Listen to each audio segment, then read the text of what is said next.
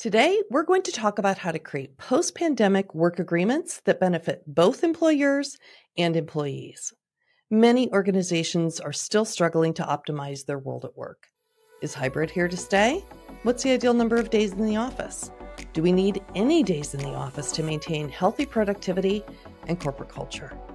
To navigate the growing pains of balancing the best of face-to-face collaboration with the autonomy of working from home, we've called in Amy Cosgrove, Vice President of People North America at Sage.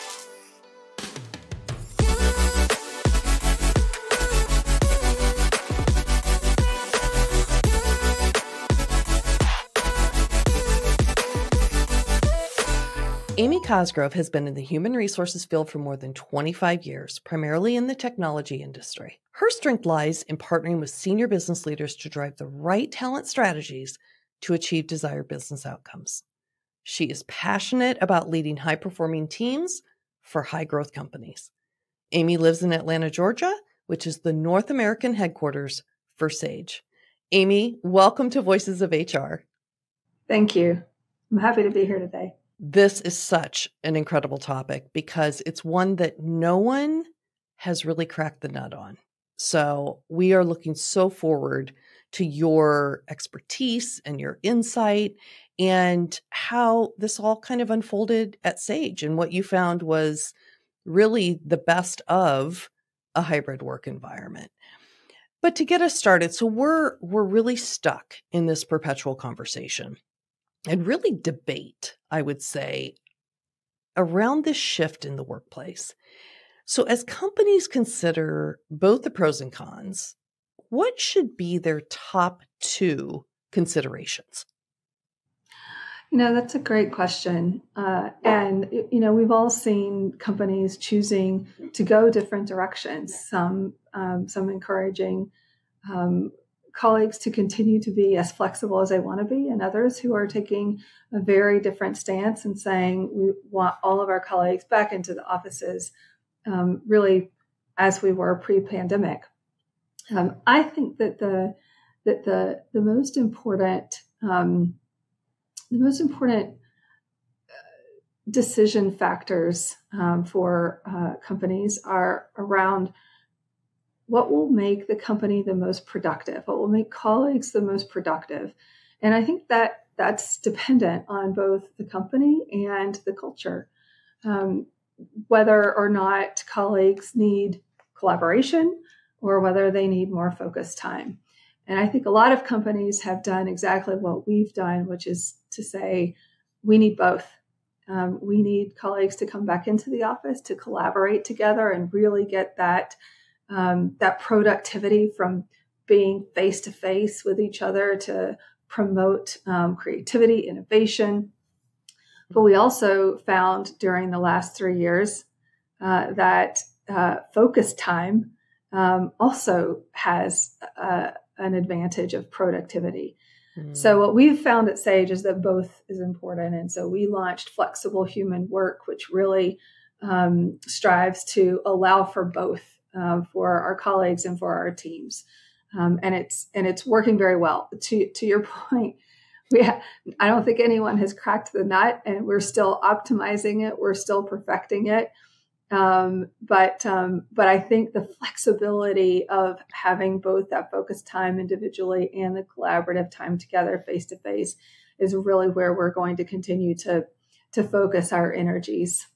So do you, I guess, stepping back, because we're going to talk a lot about that. I have so many questions that just popped in my head. But are hybrid work schedules here to stay? And if so, why or why not? Because on one side, you hear a lot of CEOs really mandating return to the office. And, there are practical reasons for that, right? They have a significant real estate portfolio. They're paying for the brick and mortar for people to be there. But on a more simplistic side, people also need collaboration. They need collaboration and to sit next to someone for all the reasons that you just mentioned. And so there are benefits to returning to the office for employees. So where do you stand? Do you think hybrid is here to stay? I mean, there's purely pros and cons to it. Sure. I do. I absolutely think it's here to stay. And I think it's here to stay because, again, we can leverage the advantages of both. We can leverage the advantages of both that in-person collaboration, like you said, that's so important for people to be like productive in a team. But also there are significant advantages to the flexibility of being able to work remotely. Some of that is personal, right? Some of that is that we all got the advantage of, if you live in a town like Atlanta, it's likely that you have a commute, and all of a sudden you've had that found time again. Now, a lot of us spent it just adding hours to our workday, but we were also able to unlock some other opportunities to make use of what felt like, to me, very unproductive time. Yes, I listened to books and podcasts and music, and sometimes I just decompressed in the commute. But I got a lot out of not being in my car a couple of hours a day. So there's a personal positive impact for a lot of us in the days that we work remotely, whether that's you found an hour that you can work out or spend with your kids or your pets or however you wanted to spend it. And I think a lot of us are appreciative of that and don't really want to give that up. But the second advantage is, or a second advantage, there are probably lots of them, but another advantage is that it can be really focused time too.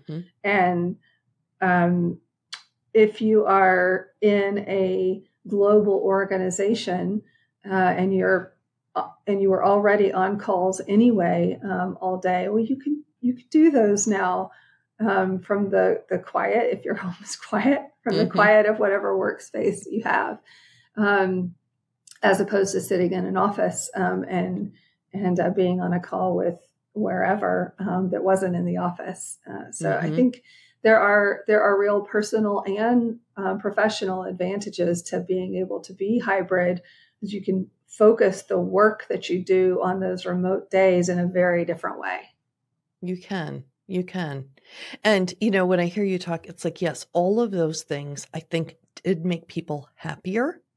And I think they continue to make people's lives better and more fulfilled because they are spending less time doing things that they don't like and more time, with their family, with their pets, with their friends. But I also, I did a post last week on LinkedIn. I do little stories. And the outcome of that was, yes, I think we're all questioning what's the right balance, right? Is it time in the office, hybrid? But to me, there's this bigger issue around happiness. And if I'm so much happier outside the office, then I think executives and leaders need to step back and say, why? Not just because they're doing more of what they like to do, but maybe it's because they're doing more of what they didn't like to do, which is the unproductive activities within the office. And sometimes that is, working with people or leaders or whatever that maybe cause you a little bit more angst or decrease in productivity. But so thinking about that, can you take us through your experience? Because shortly after you started at Sage in 2020, most workers were sent home by government order. And there were some roles at your company, though, that could not be performed on site. Step by step, how did you handle the disruptions to the business as usual? Yeah, that's a great question. And you're right. My timing was a little bit surreal. I actually joined Sage on March 2nd, 2020. I think my second meeting was about how to get our colleagues home. And wow. We have so Sage Software. We provide financial and accounting and office software to small and medium-sized businesses. Mm. And so we have a number of sales and service colleagues in all of our regions, but I'm in North America. And a lot of our sales and service folks conduct their jobs over the phone.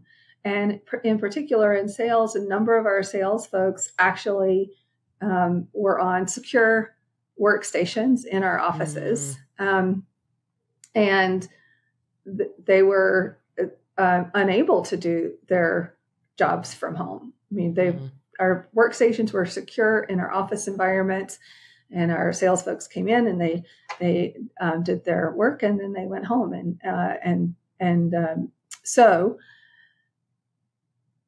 when everything happened, our IT department was phenomenal in working collectively, globally, on solutions that would allow us to continue to manage those transactions in a secure way, but remotely.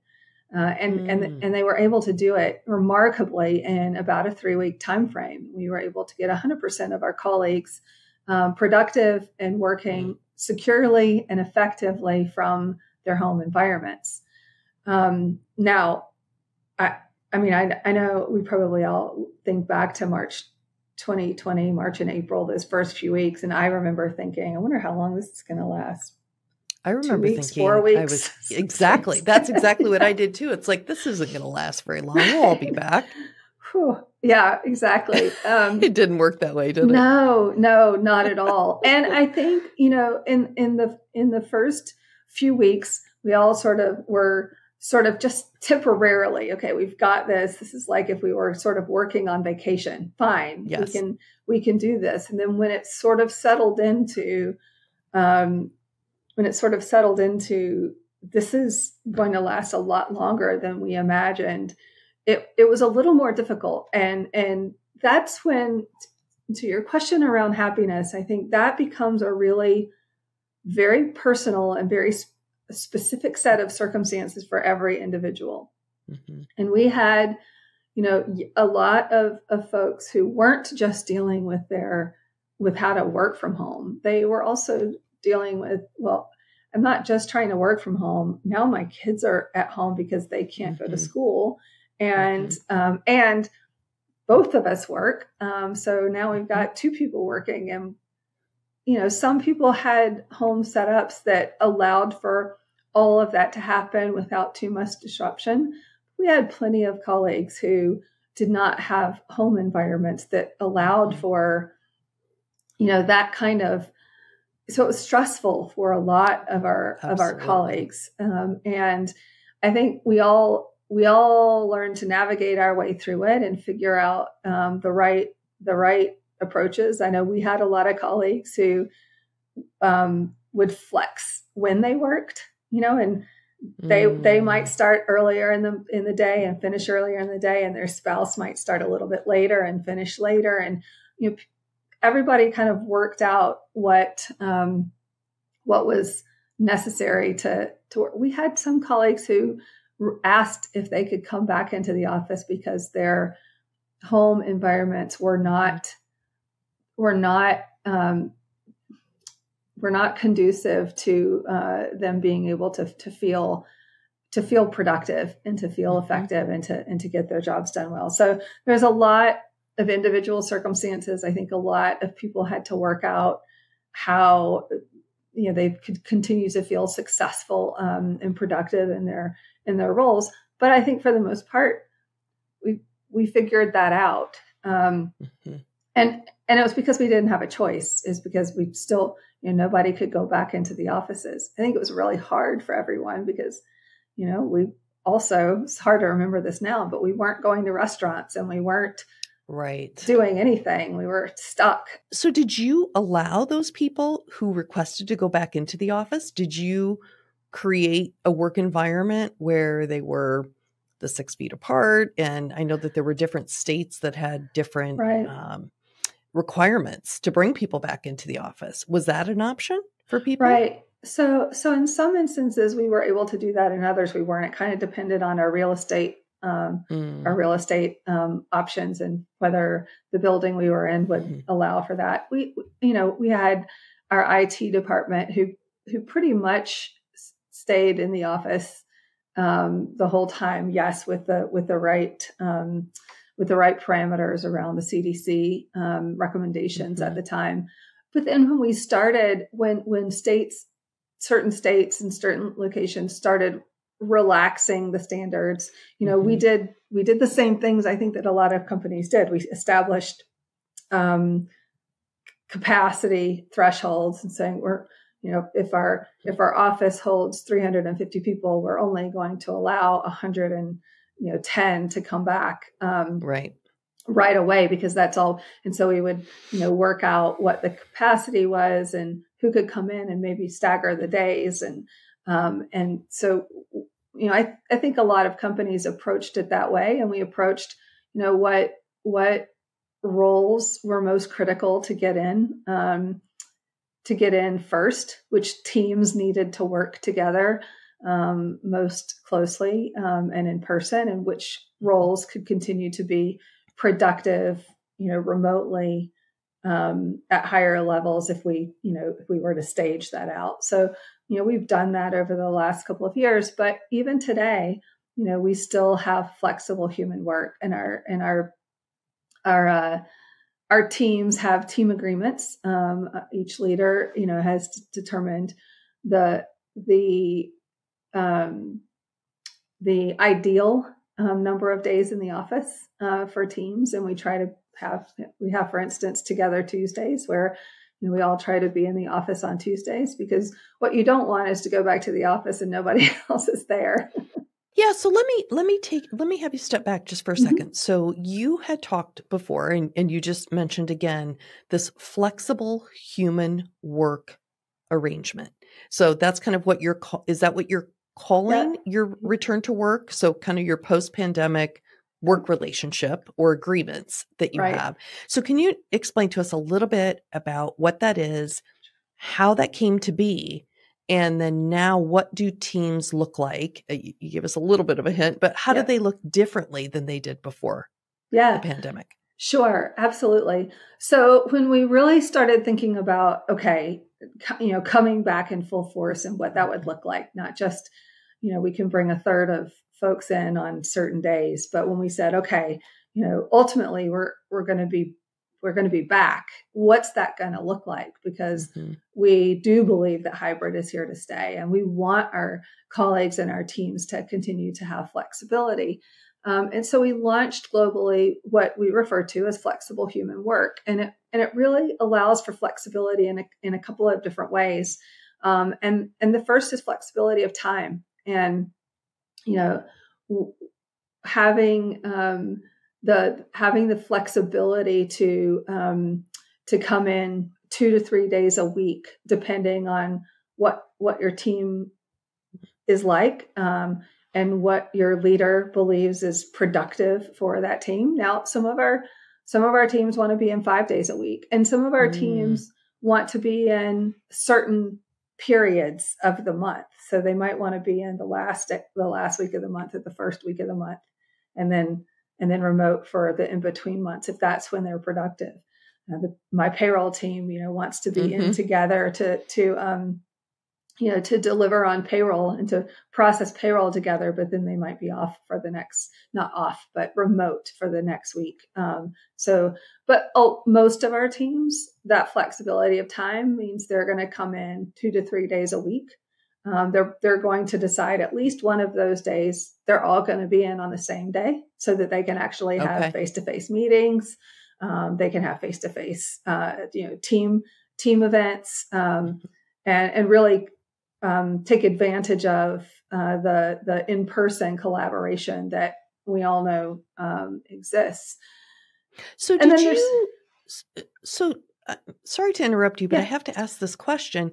Did you then, as the CHRO, the head of people of North America, I suspect you worked with your colleagues across the globe and set these parameters that then you gave to your leaders and said, here's what we think is the best flexible arrangement. but you go figure it out. You go figure out what's best for your team and best for each individual. Yeah. So best for the team was definite. And that was really around the team agreements. And then the best for the individual part comes from the rest of the flexibility. So for instance, my team, we've said we want to be in 3 days a week. One of those is Tuesdays. That means that if you're on my team, your other 2 days can be whichever of the other 2 days is best for you and your situation. That might, now for a lot of people, it's Tuesday, Wednesday, Thursday. But there were some people who really wanted to come in Monday, Tuesday, Wednesday. There are other people who really feel differently about that. But as a team, we said Tuesdays. And then there were 2 other days that was up to each person of when that was best.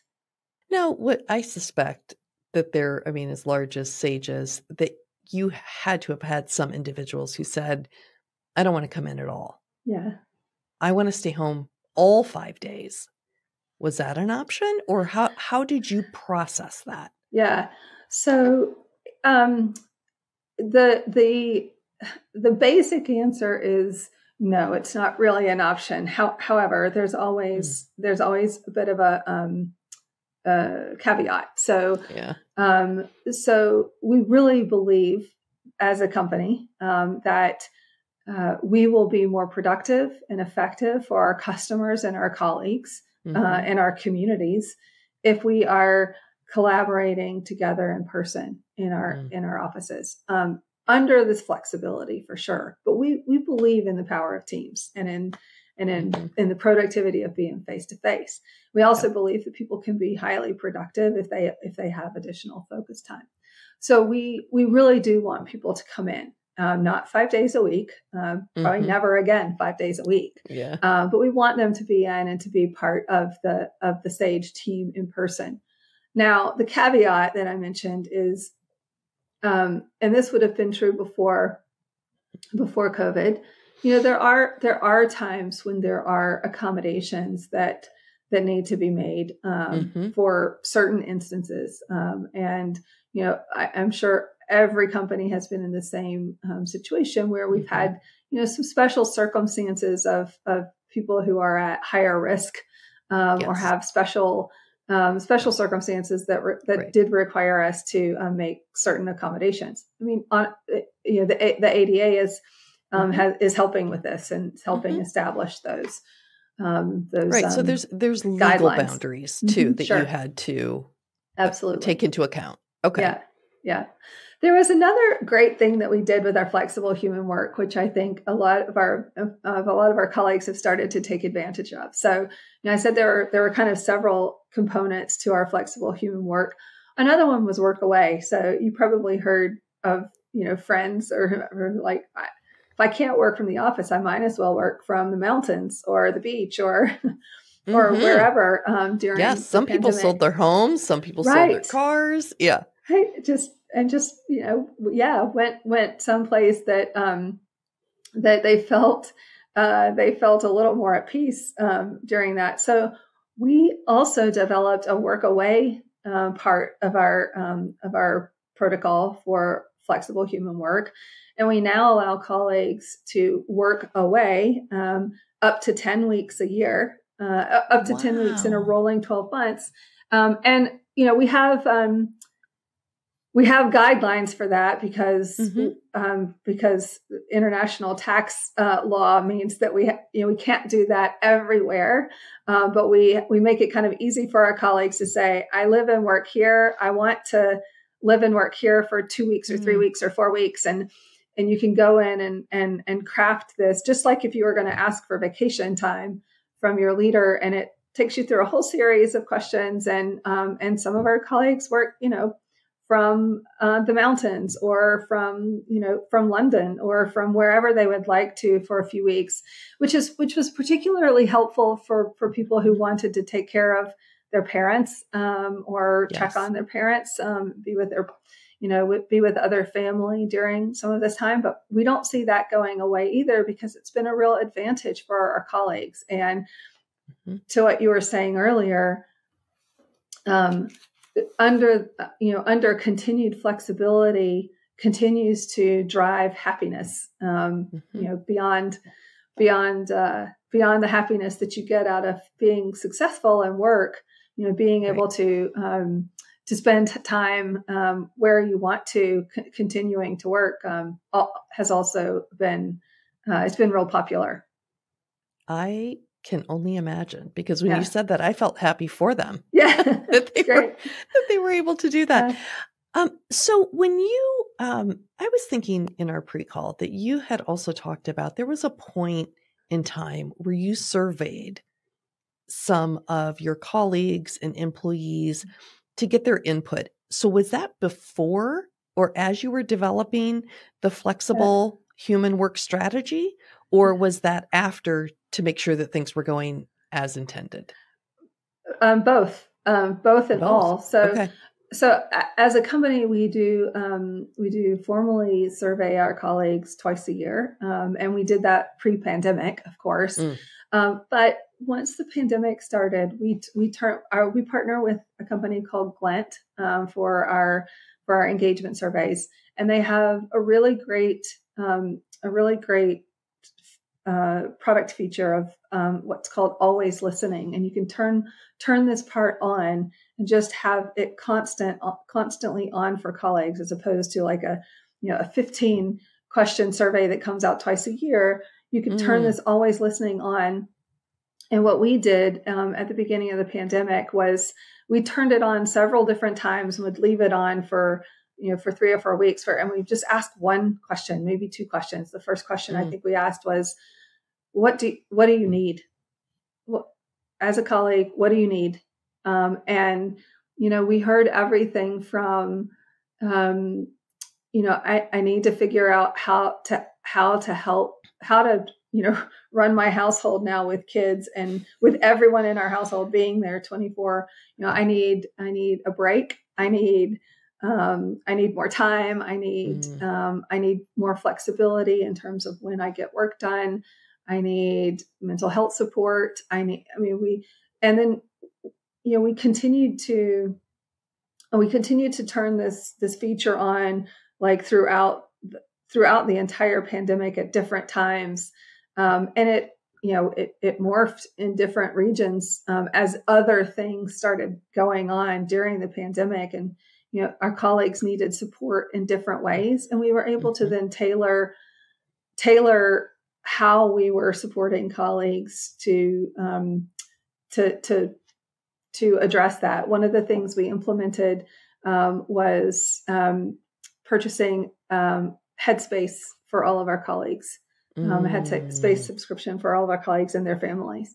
Wow.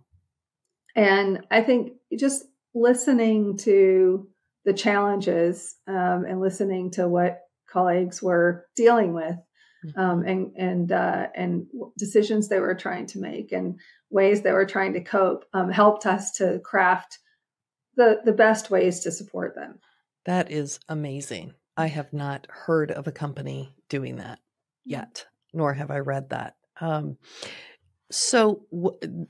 love it when companies keep the pulse with the employees, and because they will tell you what they're thinking or what they need. I love that question. What do you need? So I suspect that's a best practice. We're gonna tag that up as a best practice. Something that we're learning from you on this conversation. So when they would give suggestions, did you look at maybe the most pronounced suggestions and then implement those? Like, how did you decide what to implement and what not to? And then did you communicate that back to your employees? Yeah, we did. So, we're a company of a little over 11,000 colleagues worldwide. And so we had a task force. We had a global task force and we had regional task force. And we met what felt like all the time. I think it was only weekly, but it felt like, but we did, we brought forward all of those asks, all of the sentiment from our colleagues to say, here's what people are feeling. Here's what they're here's what they're needing. Here's what they're saying. Here's what they're not saying, but that we're feeling. And we would talk as a global group about what we could do and what we could. That's how Headspace came out, because we heard that people were really struggling. We also would bring in experts to do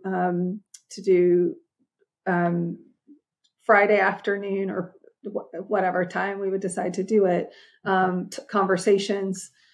We increased our communication from leadership to the point that our colleagues started saying, "Okay, we a bit much." So at first there was a lot of people were feeling disconnected, and I think one of the ways we wanted to reconnect with everyone was to have leaders come out and do more town halls and more round tables.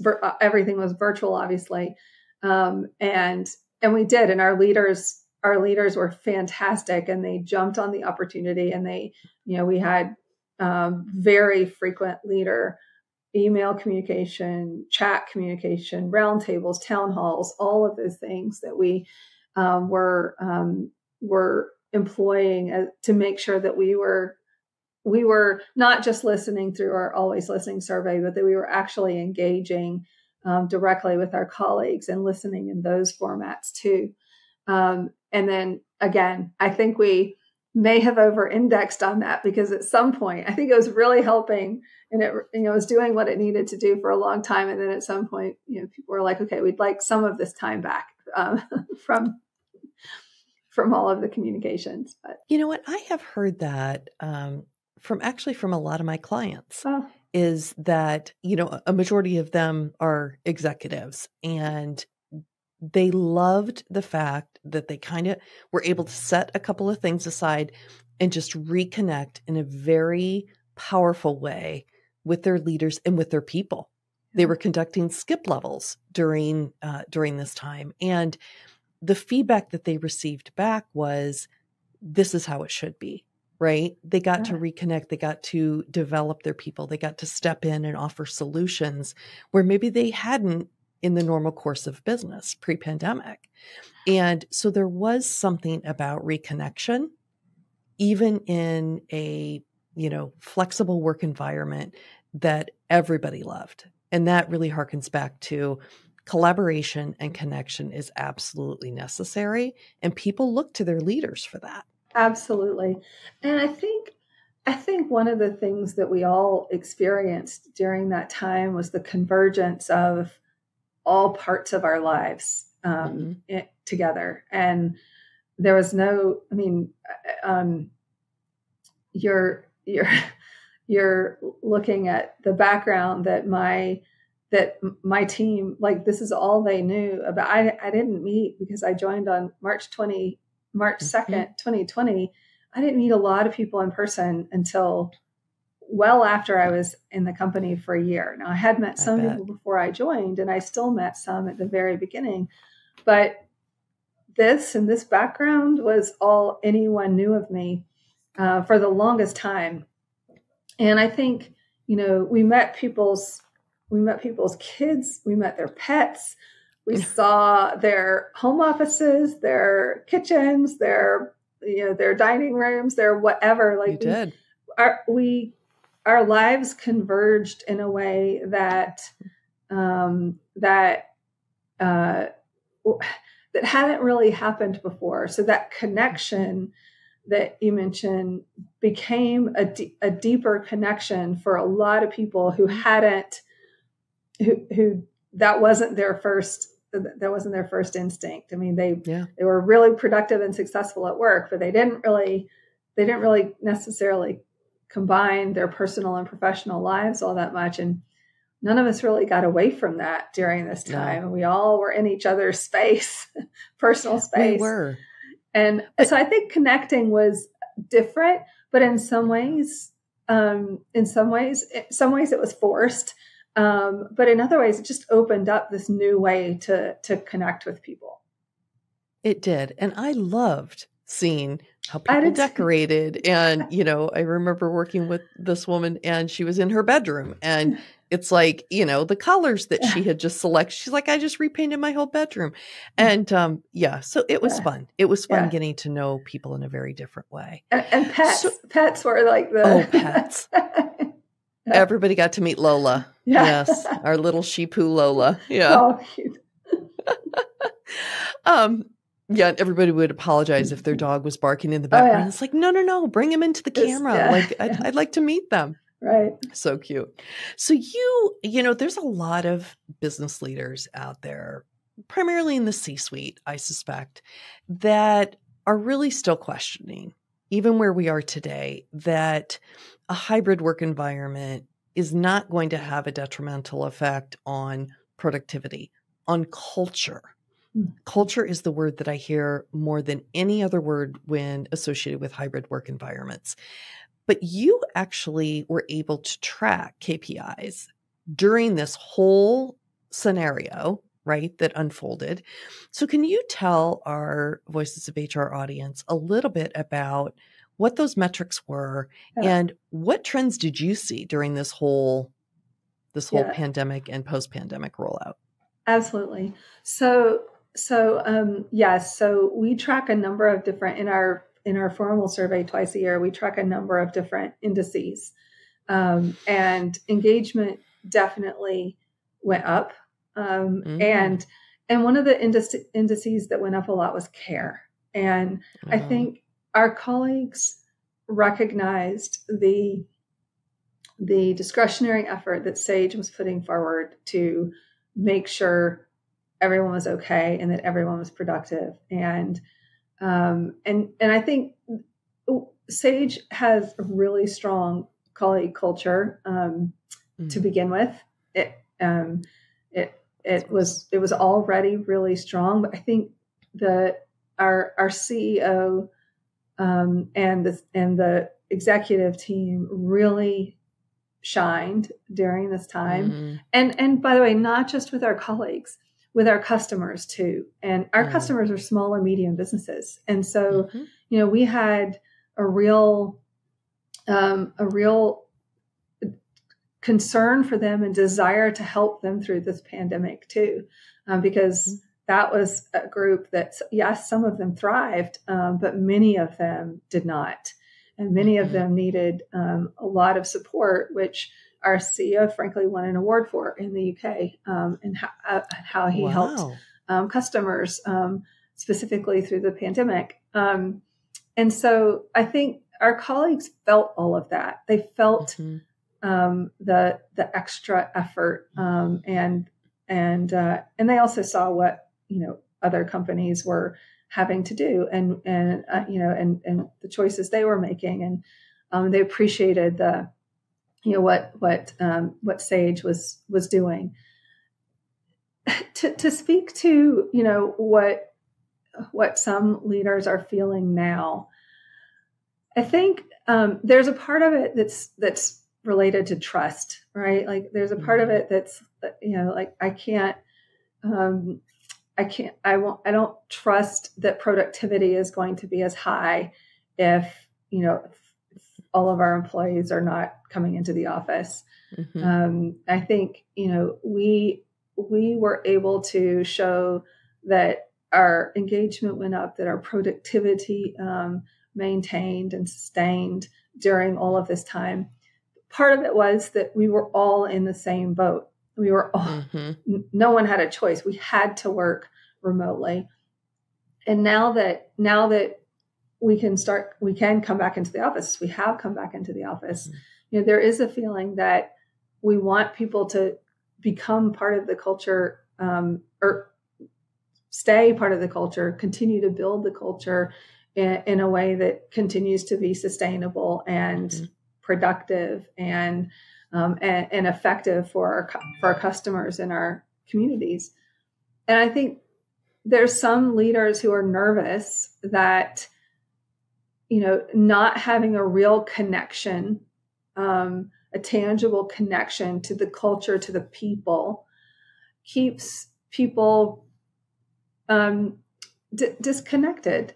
and easier, frankly, to potentially leave the organization because they don't have the ties. It's hardest. We all know it's hardest to leave the people that you work with. Oh, absolutely. And if you have never actually, worked with them closely face to face in productive environments, I think leaders are nervous that sense of disconnection is easier to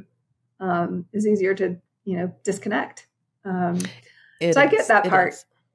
I do too. And I do believe culture drives and helps organizations thrive. I mean, clearly. And when it comes down to that, it's the people.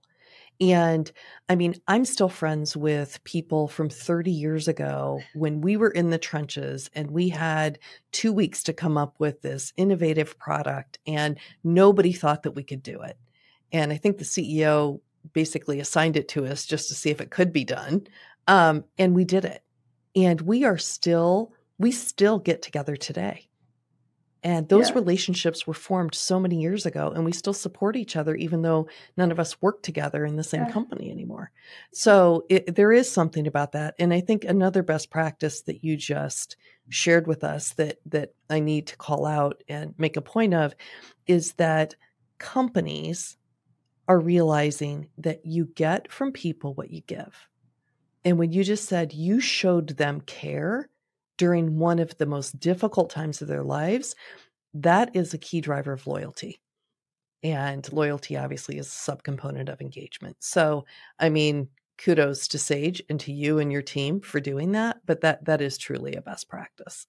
Thank you. Thank you. Well, I definitely have to give a lot of credit to our colleagues too, because I know that we've all overused the word resilient over the last few years, but they definitely were. They definitely showed extreme resilience. So, well, I mean, I think your KPIs show that if you handle things the right way, if you drive towards a solution that's going to work for everyone, if you hold people accountable, right? You didn't go full scale and say, we're just going to listen to employees and give them everything that they want, but we're going to try to negotiate something that works for both the employee and the employer while moving the business forward. Because quite honestly, I think the thing that we miss most often during these conversations is this is a business. We have real clients and we have to serve them if we want to stay, cohesive and as a profitable organization. So you have seemed to take away so many best practices here for our audience. I hope that they captured all of them. I wrote them down with your flexible human work strategy. So now we are coming to the end, and at the end, we do something called rapid fire questions. So these are 1-sentence questions that we ask with 1-sentence answers so that our audience gets to know you a little bit better. Are you willing to play? Absolutely. All right, let's do this. So how did you wind up in HR? Is it something that you pursued or did you fall into it somehow?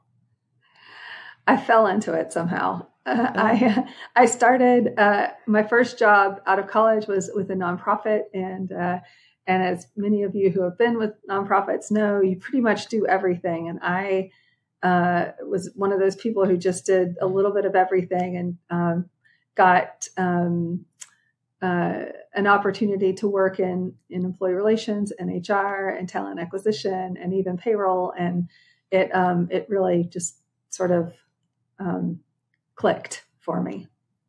So it really pulled you in. It did, yeah. What's your favorite productivity hack for HR professionals? So my favorite productivity hack is using Outlook for all the different advantages that you can do when you use Microsoft Outlook. And I try to schedule focus time. I use Viva for making sure that I have focus time in there. I create appointments when I get an email that says I have something due. I use Outlook to actually create a task and a deadline. I think that using technology to help organize yourself is one of the things that we can. And I shamelessly love what Microsoft is doing to help people do that both personally and professionally. What are you currently reading or have read recently that you could recommend? Oh, that's a great question. So I'm currently reading Simon Sinek, and I think I'm trying to remember which one is on my next to read list, but anything that he writes, I am a big fan of, and absolutely always learn. I always have a list of things that I pull out of his books to think about in my next year of growing. So what's one of the biggest mistakes that you've encountered throughout your career, and what did you learn from it? And it doesn't have to be your mistake. Yeah, I think it's pretending to know something you don't know or can do something that you can't do without help or additional learning. I think we all, when we start out, we may have a bit of imposter syndrome. We may want to appear that we know everything or can do anything. And I think, to me, that leads to sometimes big mistakes, and nobody expects you to know everything or be able to do everything. You can ask for help. You can ask for an answer, and no one's going to think less of you because of it. No truer words. What do you wish everybody understood about your job? Wow, this is a great question. And I think one of the things that I really wish people understood about HR is that people are fantastic, and people are also really difficult, and it's hard. It's a really hard position to navigate when you need to balance the needs of the business with the needs and the desires of employees and colleagues. We're business people, and we're all here to make sure that the business thrives and our customers thrive, and our colleagues thrive. And it can be a really tough role some days to try to balance all of those things and help leaders and colleagues do the same. I bet. All right. This isn't on the script or in any of the questions I asked you before, so this is a little bit of a bonus question. But if you look back to 5 years from now and was most proud of something that you did during this whole process, from the day that you started until maybe a couple years from now, what would that one thing be? I think one of the things that I would feel really proud of is that we grow our company from within, and we grow it with colleagues who are proud of Sage and proud to grow with Sage, proud to grow with our customers and our communities. I think if we can look back in 5 years, especially in our region in North America, and say, look at what our colleagues grew with Sage here, I'd be really proud of that. It's terrific. Where can people go to learn more about you and about Sage? Oh, that's great. So we're Sage. It's sage.com. We're headquartered in the UK, but our headquarters here in North America is in Atlanta. And please come out to our website. You can reach me on LinkedIn at Amy Cosgrove. And I look forward to talking with everyone. And thank you for the invitation today. Well, we were thrilled to have you here. And there's so many key takeaways, so many best practices for those companies, small size companies, even the large companies out there that also have tens of thousands of employees, to help them work through what their best hybrid work arrangement is going to be.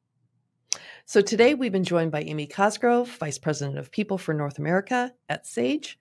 Thank you again for joining me, Amy. It's been such a pleasure. My pleasure. I really hope you enjoyed this episode. Thanks so much for watching. We would love it if you shared your thoughts on any of the topics we discussed in the comments below. And if you got value from the video, it would mean the world to us if you hit the like button and subscribe to the HRMorning channel. Thank you so much for joining us, and we'll see you next time on Voices of HR.